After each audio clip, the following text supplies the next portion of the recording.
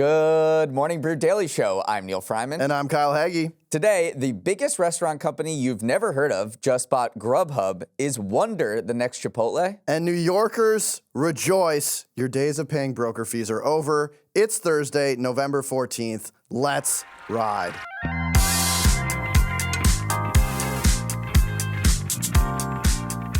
We are lucky to be joined by the great Kyle Hagee. We're back. The co-host of Morning Brew's other podcast, per my last email. Yes. Kyle, we've got to talk about the trend that is sweeping the globe, celebrity lookalike contests. So this started a few weeks ago when a Timothée Chalamet lookalike competition was held in New York City and went viral after the man himself showed up. Then these started popping up all over the place. A Paul Mescal lookalike competition in Dublin, Harry Styles in London, Dev Patel in San Francisco. This upcoming weekend will feature more, including a Jeremy Allen White lookalike competition in Chicago, of course.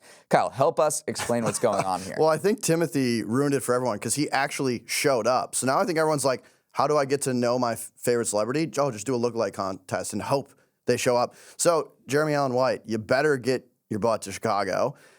Neal, I have a question for you. Yeah. The best celebrity lookalike competition that you would win, who is that for? I don't think I look like any celebrity, but I've been told that I look like a little bit like Mike from Suits. That's Okay. the only thing that has ever been mentioned to me in the realm of celebrity lookalikes. I don't even know what this guy looks like. I'm sure he's extremely handsome. Oh, super handsome. You might actually be a celebrity now. Probably counts. So we should do a Neal Freyman lookalike competition like Washington Square Park.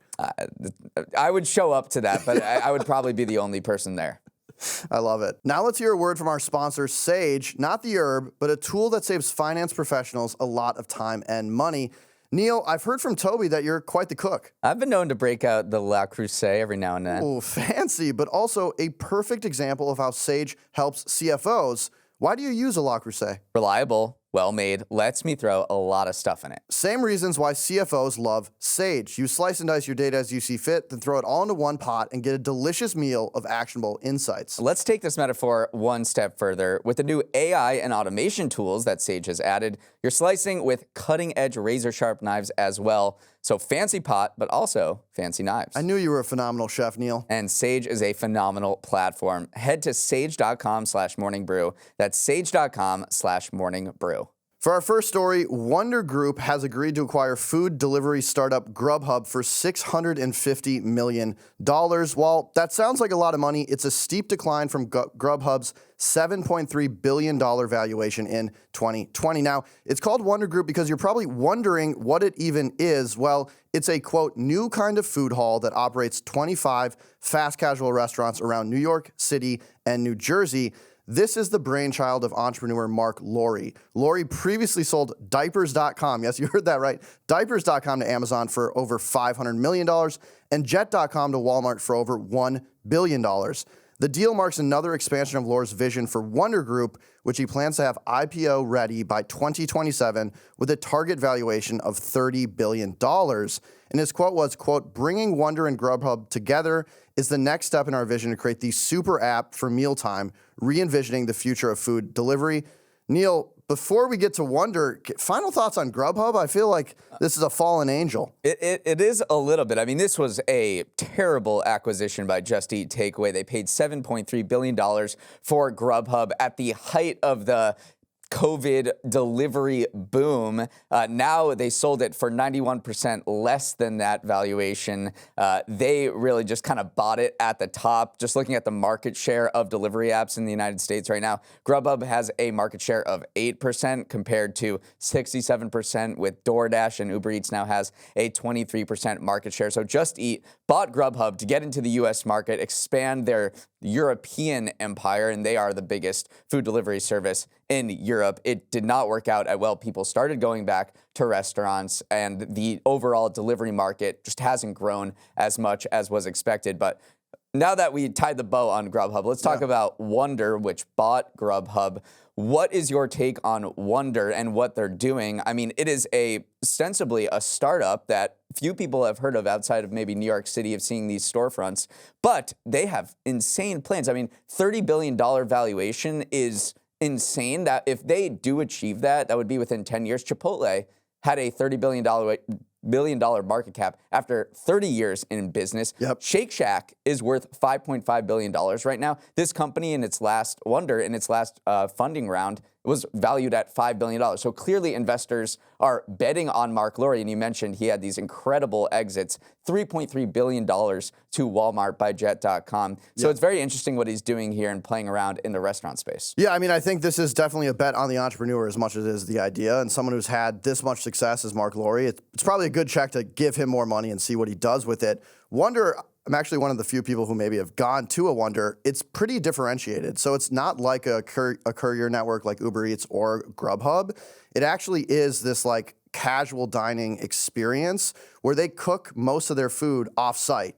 And then they bring it on-site to a Wonder food hall, and it can be prepared with very little tooling in about 3 to 5 minutes, but it actually tastes like it's made fresh. That's their differentiated piece, and they're trying to allow you as a family to come in and order from like 4 or 5 different restaurants all in one spot. Dozens of different restaurants. Yeah, they have 35, I believe, of fast casual restaurants they operate. So it allows you to kind of pick and choose what you want instead of being reliant on one restaurant or one menu.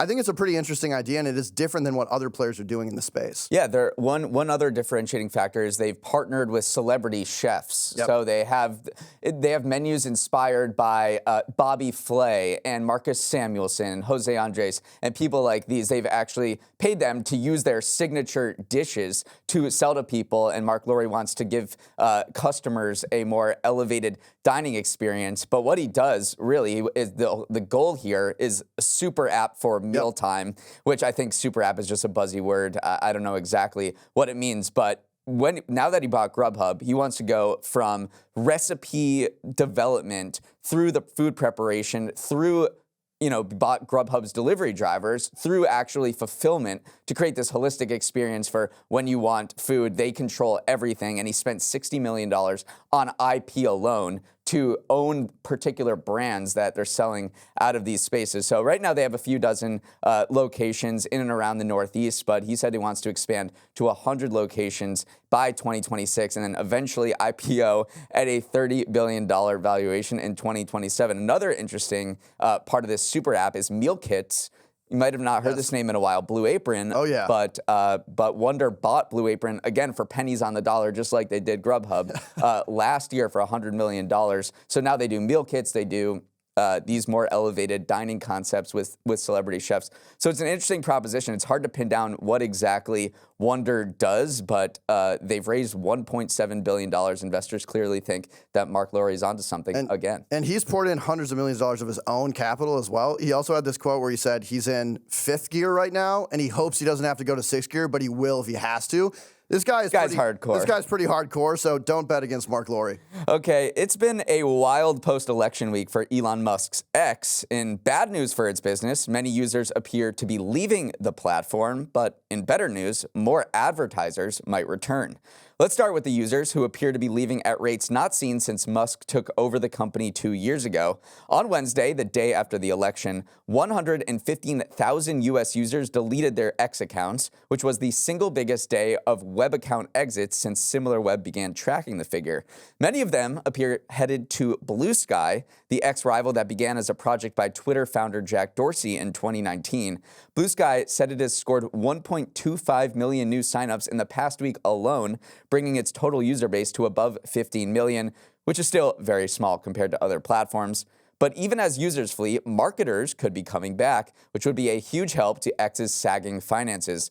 The Financial Times reported that some brands that had left X once Musk took over and stripped its content moderation policies are considering making a return. The move would be a strategic, politically motivated one, marketing consultants said. Musk owns the platform. He figures to be an influential figure in the next administration. So if you want to get in his good graces and the good graces of the president, it helps to be an advertiser. Kyle, it's quite a contrast. Users going, advertisers maybe coming back. Yeah, not normally what you see. Normally those things go in the same direction. I mean, I think if I'm an advertiser, as you mentioned, Musk has the ear of this administration. It's probably not a bad bet to keep him happy, throw some money at X, unfortunately, but I think they're still going to have to deliver results for their advertisers. Right. I don't think a lot of advertisers are going to get bullied to spend money on the platform. They might just not make a big deal of leaving the platform. On the Blue Sky side, I think it's important to understand that like these numbers are quite small. I think Threads has about 4 or 5x the 275 million. That's Meta's Threads. Exactly. That number may be inflated because everyone knows who scrolls Instagram. You might see Threads pop up every now and again while you're scrolling, and then as soon as you click on that, you become, in effect, a Threads user. So it is 275 million compared to Blue Sky's 15 million. And what I think is we're seeing is like this more fragmented media where people are finding their niche, and it might be a different platform like Blue Sky or others where they are surrounded by the type of people they want to interact with. And as opposed to this like public town hall, X everyone on it, I think media is getting more and more fragmented and more niche. So I don't think Blue Sky will get to a large number of users, but the users it has might actually really enjoy the platform. And let's talk about X's finances, because I mentioned they were not in a great place. So it really needs advertisers to come back. According to eMarketer, the company is going to bring in $1.9 billion in advertising revenue this year, which is down from $2 billion last year. And in 2021, before the takeover, it was doing $4.5 billion in revenue. So a pretty dramatic decline. Meanwhile, X's valuation has plummeted from $44 billion, which Musk paid, to below $10 billion. So it is a very important business imperative to get advertisers coming back to the platform. And it's a bet that paid off for Musk when he aligned with President-elect Trump, that it would be really good for a lot of his businesses, as we've talked about on the show, but we didn't talk about what it could mean for X, and it does seem like it might provide a tailwind for that business as well. Yeah, I think X is in a better spot than it was a year ago, almost undoubtedly. The one thing I will say is if you leave X for Blue Sky, please don't make a post about it. I can't see this big announcement, I'm leaving X, I'm going to Blue Sky. Just go to Blue Sky. Better yet, delete X and just go see some actual blue sky. Go outside, walk in a park. We don't need more social media. Let's move on to our next story. Brokers in New York are in shambles after the Fairness in Apartment Rental Expenses, or FAIR Act, recently passed in New York City with a vote of 42-8. The bill requires landlords who hire real estate agents to, breaking news, pay the agents' fees themselves instead of passing them on to tenants. This might not sound like a big deal. Fees can add up to about 15% of annual rent on top of a security deposit. That's according to research from Street Easy, which said that upfront costs on average are $12,951 in New York City. So it's prohibitive for some people to even pay that upfront cost. The powerful Real Estate Board of New York, and the industry's main lobbying arm, has argued that if landlords are forced to absorb this cost, that ultimately will increase rents and affect renters that way.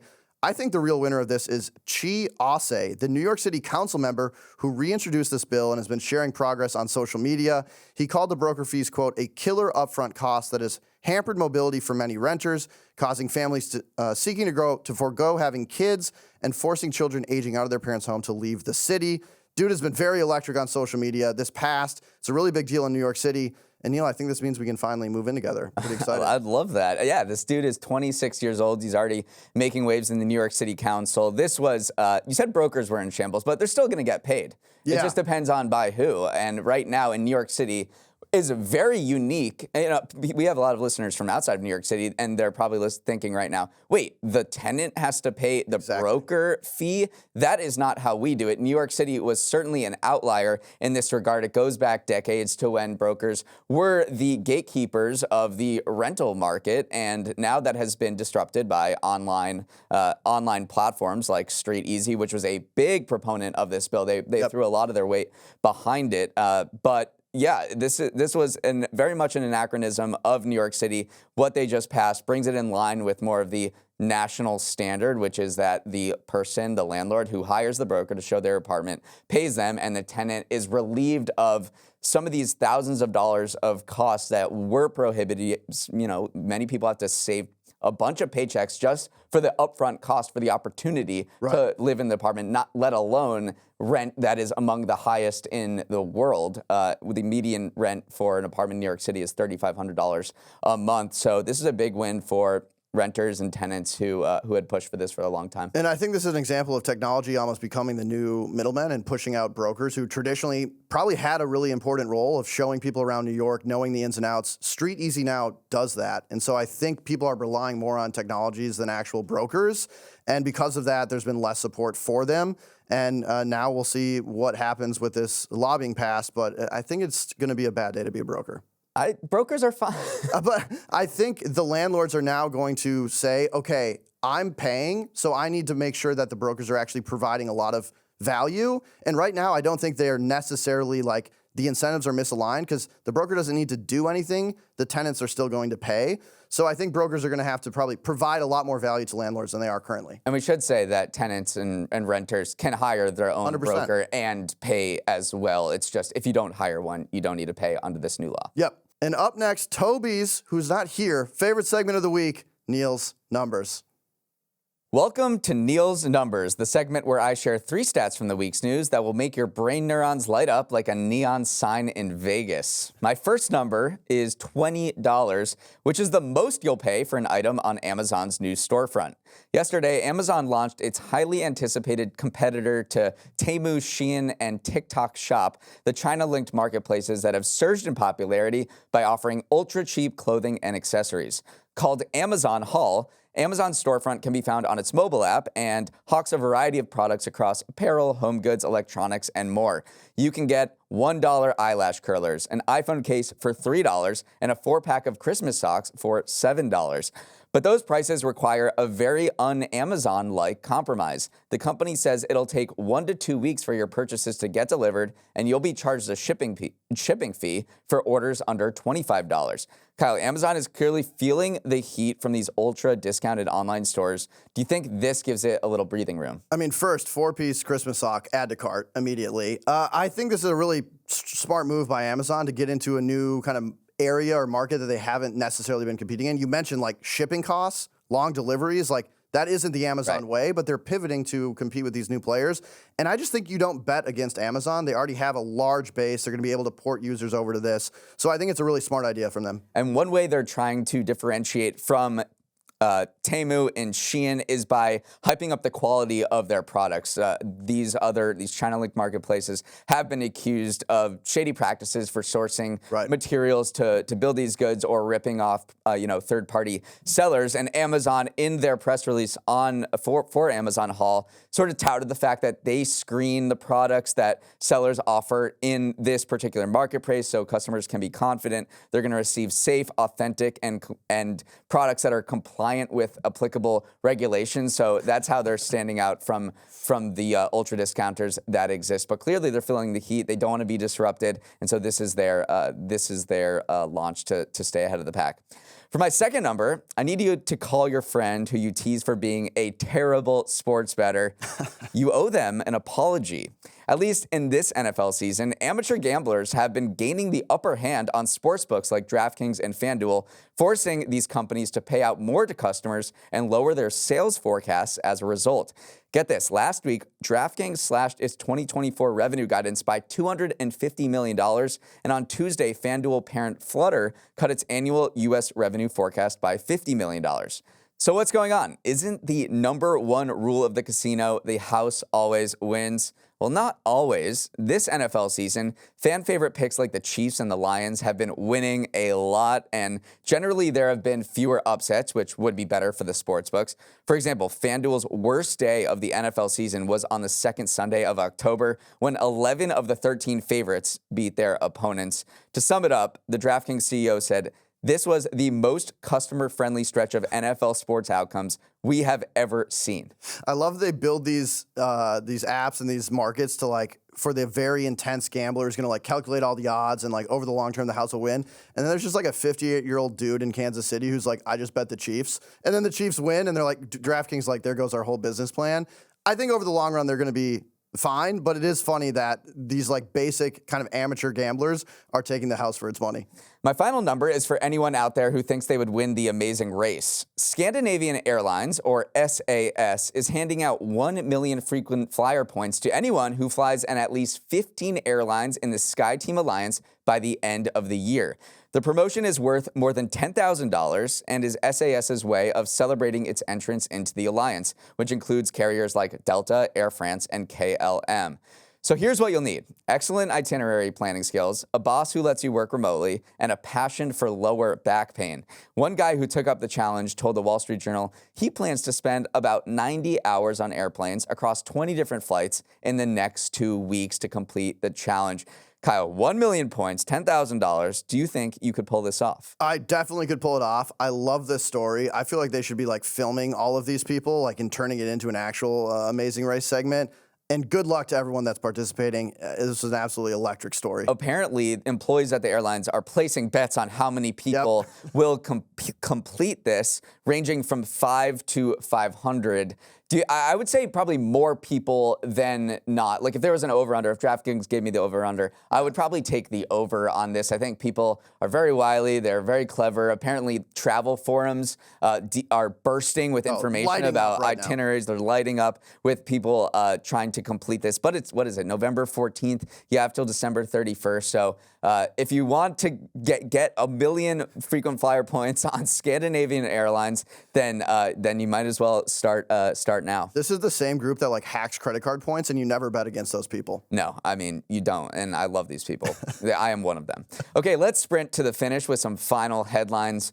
Lots of drama at Polymarket, the prediction betting platform that rose to prominence during the recent election. Yesterday, the FBI raided the Manhattan home of the founder and CEO of the site, 26-year-old Shane Copland, and seized his phone. We don't know yet what the agents were looking for or why they raided the home, but Polymarket was quick to call it politically motivated after its users accurately predicted the outcome of the election in favor of Donald Trump. A spokesman for the company said, quote, "This is obvious political retribution by the outgoing administration against Polymarket for providing a market that correctly called the 2024 presidential election." Yeah, and when he got his phone taken away, he got a new phone and immediately tweeted "new phone who dis" on Twitter. Iconic tweet. Don't know if you put it on Blue Sky. We'll have to find out. Next story, Spirit Airlines, the airline you ride once and then never again, had its stock price crater roughly 60% in afternoon trading on Wednesday. The reason, the airline said it won't announce quarterly financial results on time as it's likely heading towards bankruptcy. The low-cost airline has struggled to recover post-pandemic after a federal judge blocked an attempted merger with JetBlue as well. Neal, Spirit Airlines, cry because it's over or smile because it happened? Well, Spirit, if you remember, was an incredible disruptor in this industry. It pioneered this ultra-low-cost model, kind of like the story we were just talking about with Temu and Shein, forcing the other carriers to offer very cheap seats and then charge you for literally anything else you want on the flight. Spirit was a big player in forcing the big four, Delta, American, all of those, to offer more discounted seats and charge more for bags, which I guess is not a great thing for customers, but it does appear headed for bankruptcy. And critics of the Biden administration's antitrust initiative, that crackdown, have been pointing out that, they blocked a merger between Spirit and JetBlue to compete with the big four airlines, and in doing so, they basically condemned Spirit to bankruptcy. So we'll be looking in the next few weeks. Wall Street Journal reported that Spirit does appear to be filing for bankruptcy in the next few weeks, and its stock price just fell 60% yesterday. Spotify is going all in on video podcasts to dethrone YouTube. Yesterday, the company announced that it will start paying creators who hit certain engagement levels on their videos and will remove automated ad breaks in videos for premium subscribers. It's a bet that more podcasters who film themselves podcasting, like we do, will put more content on the platform if they had a financial incentive to do so. Right now, Spotify offers no payout to creators, while YouTube pays most creators a 55% share of the revenue of the ads it sells against the video. Kyle, video podcasts are growing faster than audio podcasts. Can Spotify compete with YouTube in this format? I mean, I think Spotify's idea to pay video podcasters is absolutely brilliant. I highly encourage them to follow through with that. I think Spotify's a great platform. They obviously have a ton of users. I really like this pivot, and it'll be more competition in the video podcast space, which is a really fun space. Now let's move to Red Lobster. Out the 1999 endless shrimp deal that helped maybe push the company into bankruptcy earlier in 2024, and in the famous Hush Puppies that were taken off the menu a few years ago. That's right, Hush Puppies are back, but also 9 new items, a new tartar sauce, and even better lighting in the restaurants. This is all part of the plan of Damolo Adamalukun, the 35-year-old CEO. He's an electric guy. No comment from Beyonce if she's still taking her man to Red Lobster, but I hope so. Neal, Is it time to wrap up the show and go get some hush puppies? Are you excited about this? I am a little excited about this. The CEO went on the Today Show on Monday and hyped up this new menu, and he said there was a riot in the streets when they removed hush puppies. And so now he said this cheekily, but he expects a flood of customers to come back because of hush puppies. You're like a northern Midwest guy. Like hush puppies could not be farther in terms of regional cuisine of what you are accustomed to. Yeah. Because they're southern. Yeah, honestly, And like you are not gun southern. to my head, I don't know what hush puppies are. I got to be honest. They're like, Safe I'm space. going to say this wrong, but they're kind of like these. I think we got to go get some hush puppies and do some investigative journalism on this because I don't know what they are. It's like a deep fried cornball. Okay, well, sign me up. That sounds amazing. Yeah, it does. So, all right, let's go get some hush puppies. That is all the time we have. Thanks for starting your day with us and have a wonderful Thursday. I'm going to be out tomorrow as well as Toby, so you will be in the incredibly good hands of Kyle and Ann, our newest guest hosts. Kyle, if you guys throw a party, I just ask, make sure to clean up and leave some beers in the fridge. Okay? Look, we're not giving the show back. I'm sorry, Neal. All right, for any questions, comments, or feedback, send an email to morningbrew.daily@morningbrew.com. Let's roll the credits. Emily Milliron is our executive producer. Raymond Liu is our producer. Olivia Graham is our associate producer. Uchenna Waogu is our technical director. Billy Menino is on audio. Hair and Makeup is accepting the Scandinavian Air Challenge. Devin Emery is our chief content officer, and our show is a production of Morning Brew. Thanks for listening, and I wish you all well.